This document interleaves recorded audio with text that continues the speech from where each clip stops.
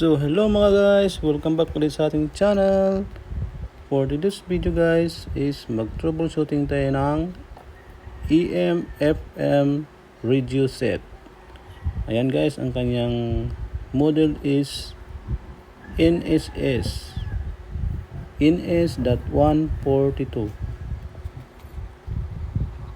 And guys, yung tuning niya, yung mga kanya dyan, switch.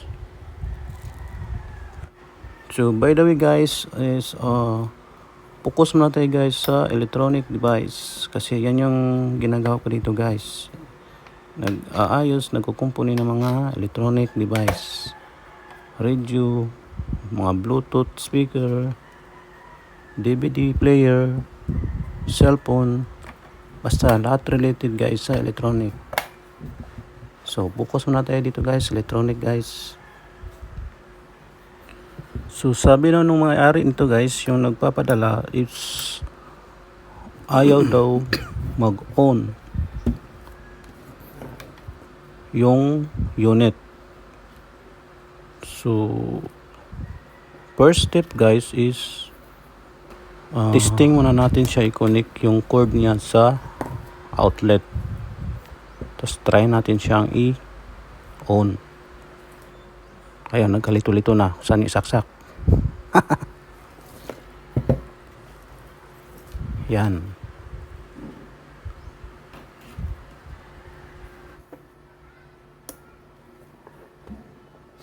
So sa part nito guys, ayaw talaga. Totoo nga, ayaw mag-on. So yan.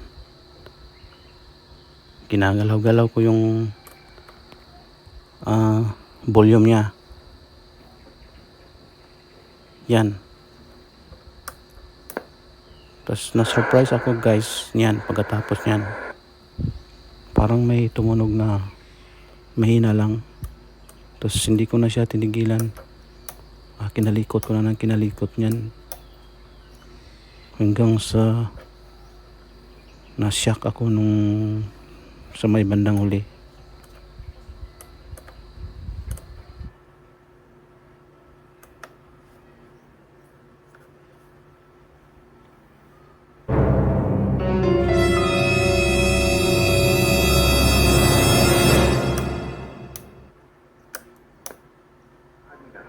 Yes, nakasagara ang suffer ang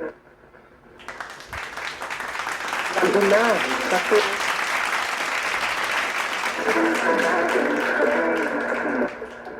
So sa punto na yan guys is tuluyan na talaga siyang nabuhay. So gayon pa man guys is binuksan ko pa rin siya. Tapos nilinis yung loob. Ni-sprayhan ko siya ng tawag nun WD-40, yung pangtanggal ng mga kalakalawang. Yun guys. So thank you for watching guys. See you in the next video. kalit-kalit ni Diri.